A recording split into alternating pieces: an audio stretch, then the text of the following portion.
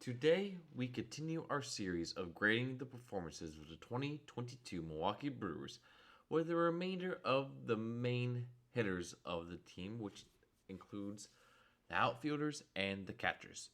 The same system for grading applies from our previous video where we graded all of the infielders. And that means like A is 4, B is 3, C is 2, D is 1, F is 0. So let's go ahead and start this video off with our two catchers. The first player on our list today is someone who wasn't even on the roster until a few days before the regular season started. The Brewers acquired Caratini from the San Diego Padres in response to initial backup catcher Pedro Severino being suspended 80 games for PED use. And unfortunately for both the Brewers and Caratini, the move didn't quite exactly work out. Caratini hit a $199 with a 300 on base percentage, 9 home runs, 34 RBIs, 0 steals with a .6 WAR and an 83 OPS plus. This isn't necessarily the output the Brewers were looking for out of the catcher position, and he also wasn't the greatest defensively either, being top 5 in the NL on pass balls and steals off of him. But he did have some very clutch moments for the Brewers, had a couple walk-off hits. Just, he did not have great consistency. And I give him the grade of D because it was very highly inconsistent, not great defense, but he did come through in the clutch a couple of times this year. That way I cannot give him anything lower than a D. Next up is catcher Omar Narvaez. And this was a very disappointing season for Omar. Coming off an all-star season for the Brewers, he took a massive step back and also spent quite a bit of time on the IL this year, only playing in 84 games compared to 123 the year prior. Omar hit .206 with a .292 on base percentage, 4 home runs, 23 RBIs, 0 steals with a .2 WAR and just 71 OPS plus, way below the league average of 100. Just a massive disappointment of a season for him, and maybe his last one with the team.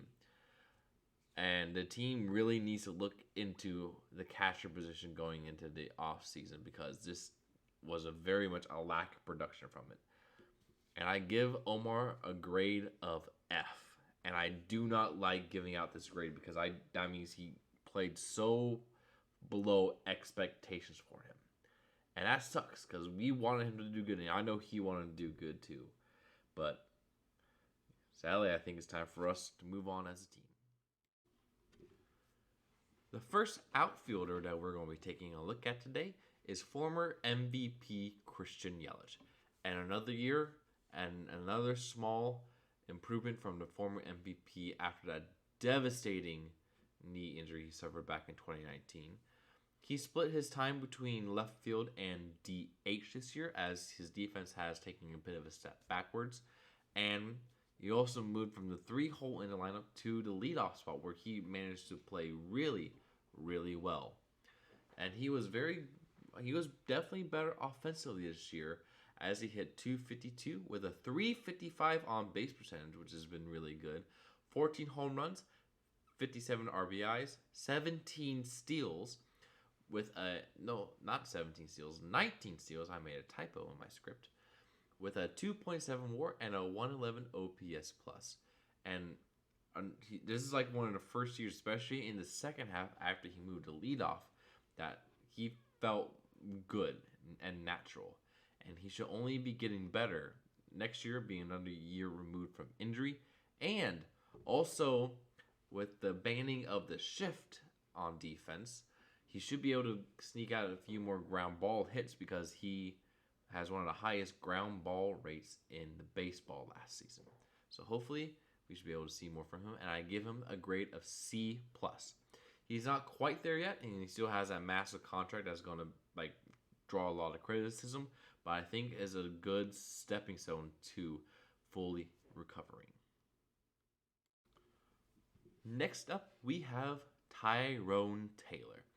He's kind of was the odd man out in the outfield, but also the guy we could put anywhere in the outfield and he'll still be able to play well, and was often giving like the regular starters a break. He had a pretty good year offensively, while also playing some really, really good defense. He hit 233 with a 286 on base percentage with 17 home runs, 51 RBIs, 3 steals with a 2.1 WAR and a 104 OPS plus. He committed no errors in the field and had some pretty good plays as well. And hopefully will be able to become the everyday left fielder next season, as Yelich will most likely move over to the DH role. I give him a grade of B minus, as he was a really good power bat coming off the bench and was also a regular starter as well, and hopefully see more improvement from him in the upcoming seasons. Now that is how you have a debut season with the Brewers. Hunter Renfroe was a fantastic trade addition right before the lockout and was absolutely incredible for the Brewers. Way better than Jackie Bradley Jr. the year before him, who we actually traded to the Red Sox for, and absolutely was fantastic. He was able to hit 255 with a 315 on base percentage with 29 home runs, 72 RBIs, a steal with a 2.7 WAR, and a 126 OPS plus.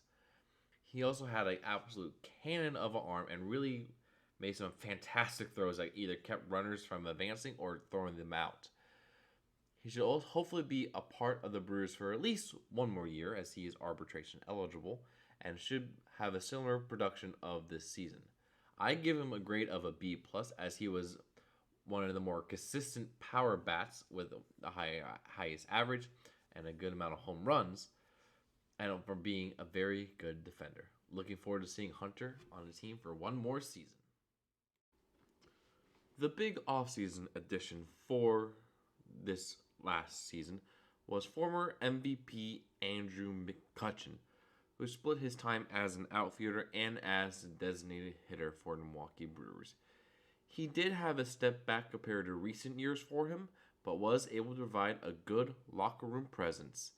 He was able to hit for 237 with a 316 on base percentage, 17 home runs, 69 RBIs, 8 steals with a 1.1 WAR, and a 99 OPS plus. Not his greatest season, but he still had a positive impact on the team from a leadership position, and I give him a grade of C, as his offense did struggle a little bit, but he was very much a leader of this clubhouse. The final position player that we are looking at in this series is also the one with the smallest sample size, but one in which I can confidently say that he is the center fielder of the future for the Milwaukee Brewers, and that is Garrett Mitchell. He was called up in late August and quickly proved that he belonged in the big leagues. In just 28 games, he was able to hit 311 with a 373 on-base percentage, 2 home runs, 9 RBIs, 8 steals with a .8 WAR and a 136 OPS plus. He was also fantastic on defense and can absolutely fly on the base pass. This dude is fast. And I can't give him too high of a grade, as he did have a small sample size, but I will give him a grade of B, because fantastic start to his career, and I believe that he will have an absolutely amazing career for the Milwaukee Brewers. To wrap up this video, we are going to look back at the grades we gave for all of our players, find out the average, and give a final letter grade. So look back, Caratini got a 1, Narvaez a 0, Yelich 2.3, Taylor 2.7, Renfroe 3.3, McCutchen 2, Mitchell 3. And that gives us a final grade of 2.04, or a letter grade of C. This grade was really dragged down by the lack of production from the catcher position. And that is something that the Brewers will have to address this upcoming offseason. Next up, we are going to be discussing the starting pitchers for the Milwaukee Brewers.